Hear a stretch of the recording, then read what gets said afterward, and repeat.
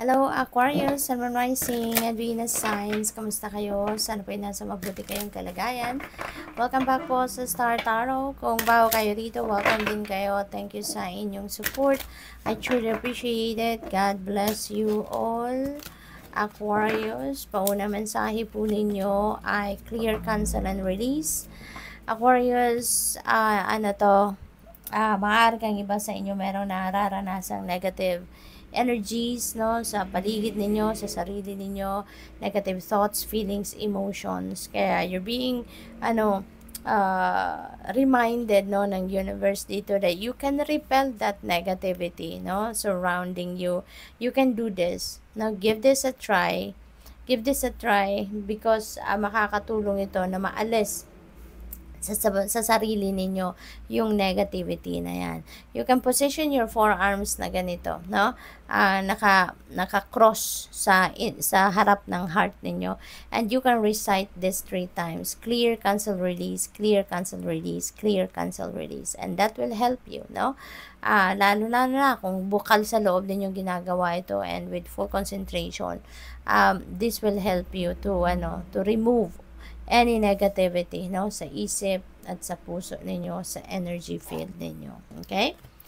We have expect miracles. Napakaganda, napakasaya, no, ng life sa ngayon, because yung miracles na to are the things, no, na hindi ninyo talaga expect. This could be answered prayers, no, Aquarius. Kaya go for it, no. I-align nyo na ang inyong sarili and your energies with these miracles para yan ay ma-attract ninyo. Open your arms and be ready to receive them. Alright? So, what else? We have joy and contentment. Ayan. So, magiging masaya talaga kayo and contented sa kung ano ang magkakaroon kayo, because this could be also the miracle itself, no? Na finally, makakaramdam kayo ng super lalim na saya, happiness and joy and contentment, no? Sa kung ano ang meron kayo. We have ask and receive. Ayan, ask and receive. Parang ito, guarantee ito sa inyo, no? Na humingi ka ngayon at ibibigay ko. Yung parang ganon. So, this is really a beautiful energy, Aquarius, no? Na humingi ka, no? At ibibigay ko sa iyo ang kung ano man ang minimithi ninyo. So, you just need to figure out kung ano yung hihingiin ninyo, ano yung gusto ninyong mangyari, ano yung gusto ninyong ma-experience sa buhay ninyo, and you shall receive. Kaya be aware, be careful of what you ask for, kasi maaaring yan ay mag-manifest agad sa buhay ninyo, Aquarius. Tignan natin kung ano pang ganap. We have plant the seeds of hope, nurture them, and watch them grow. Ayan. So, lagi lang kayong umasa, no, for the best possible outcome.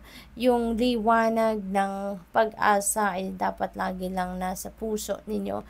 Kasi, kahit ano man ang ganap sa buhay ninyo, when you have hope and faith, no, sa universe, talagang you are going to attract good things. You're going to attract solution sa problema kung meron. You will attract positive experiences and situations into your life.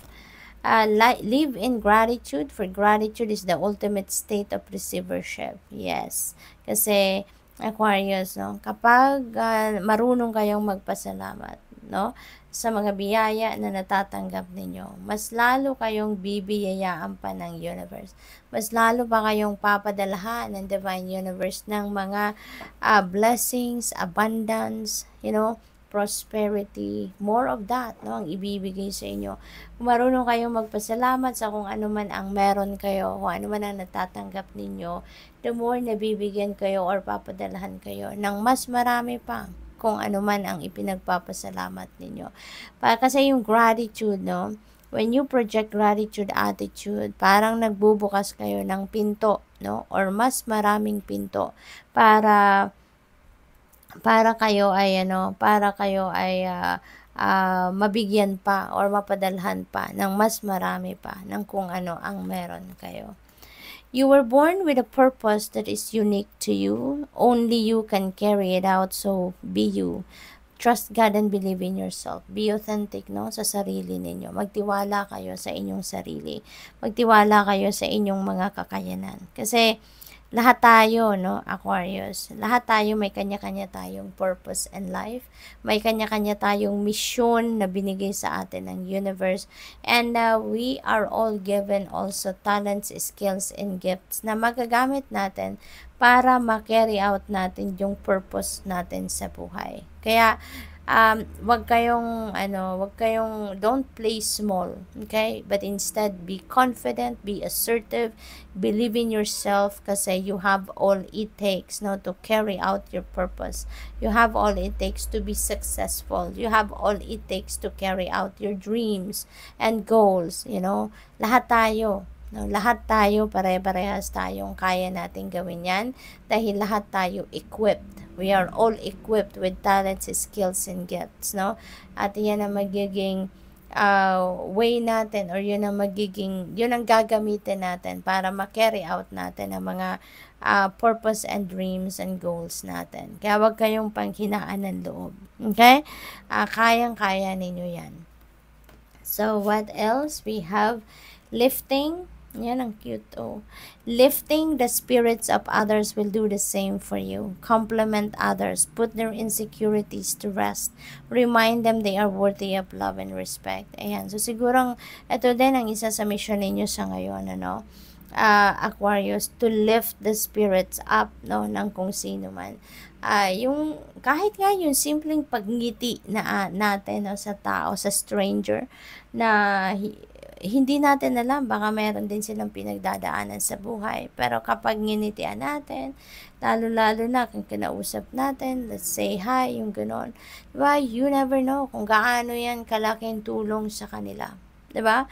Kasi maybe they are feeling isolated, maybe they are feeling ignored, diba? Tapos kapag nginitian mo, nag-hi ka, nakipag-usap ka, 'di ba? Parang laking tulong 'yun sa kanila. Laking boost 'yun sa kanyang tiwala din sa kanyang sarili, yung gano'n. Yung lifting the spirits of others, you know, can also lift yourself, can also lift your own spirit, 'di ba?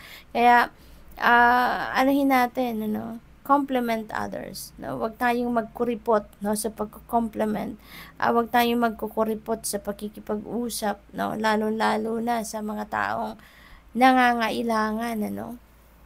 At saka yung bang ano, siguro ang napipick up ko din dito, ang iba siguro sa inyo, Aquarius, you are parang siguro you are a counselor, no? Baka along those lines, ang trabaho ninyo, baka counselor kayo, life coach, ganon, a spiritual guide, yung ganon, ano? Kaya, you are, ano, you are here in this world to lift up the spirits of other people, to touch other people's lives, no? So, good luck, Aquarius. That's all I have for you for today. Thank you for watching. Love and light. Namaste.